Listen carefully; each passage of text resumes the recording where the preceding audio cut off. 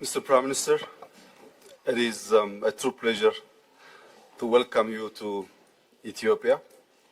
Today, we have decided to elevate our relationship from historic relationship to strategic relationship between Ethiopia and India. Our two countries share over thousands of years of connection through trade, diplomacy, education, culture, and even in our food and traditions. These ties continue to shape a deep friendship, collaboration, and mutual respect between our people. We also appreciate your consistent message that Africa's priorities must lead the partnership. These kinds of dignified, respectful message for Africa is very important, Mr. Prime Minister. Keep pushing. That is the type of message we're expecting from all our trusted friends. This aligns fully with Ethiopia's development path, an African-owned, African-led, and African-defined.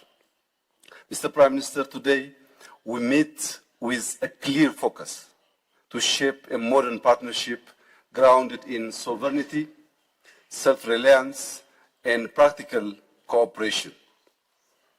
Our cooperation is rooted in equality and South-South solidarity. We see strong alignment between our homegrown philosophy. Both countries emphasize national capacity, inclusive development, and partnerships that respect independence. Mr. Prime Minister, our economy, Ethiopian economy, is performing strongly. Last year, we grew 9.2%, and this year we're expecting 10.3% GDP growth. Besides GDP growth, our FDI inflow is also rising big time, And India is a leading source for our FDI. We have more than 615 Indian companies which is investing in Ethiopia. This all gives our cooperation a strong foundation of trust. I think our decision today that we elevate our historic relationship to strategic relationship is the right decision.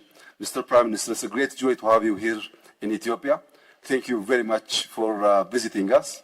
I hope in the next session we're going to discuss some specific issues. Thank you, Mr. Prime Minister. Excellency, my brother, my friend, it gives me immense pleasure truly to visit Ethiopia. Well, this is my first visit to Ethiopia. From the moment I set foot here, I have felt a deep sense of warmth and belonging. There has been uninterrupted contact, dialogue, and exchanges between India and Ethiopia for thousands of years. Blessed with a wealth of languages and rich traditions, both our countries are a symbol of unity in diversity. Both countries are democratic powers that are committed to peace and welfare of humanity.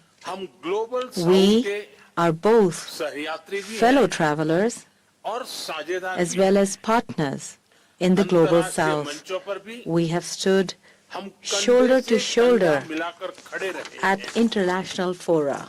The presence of the headquarters of the African Union in Ethiopia has positioned Ethiopia as the meeting point for African diplomacy.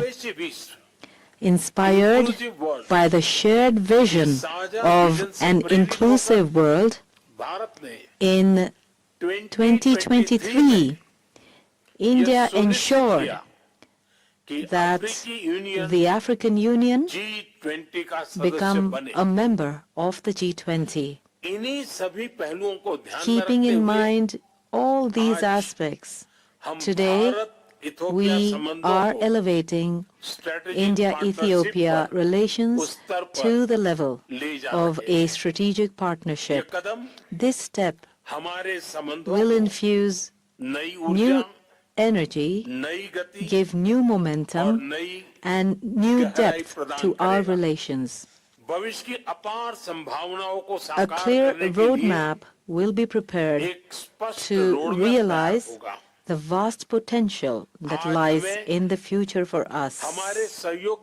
Today, we have had the opportunity to discuss key aspects of our cooperation, such as economy, innovation, technology, defense, capacity building, and multilateral cooperation. I am pleased that today India has taken the decision to double the number of student scholarships for Ethiopia. Excellency, I express my deepest gratitude to you for your condolences on the terror attack in Pahalgam and for your support in our fight against terrorism. Once again, and one more thing I'd like to add is that support from our friendly countries in our fight against terrorism holds great importance for us. Once again, Excellency, I thank you for your warm welcome that you have extended, this grand welcome that you have extended to me and to my delegation. Thank you.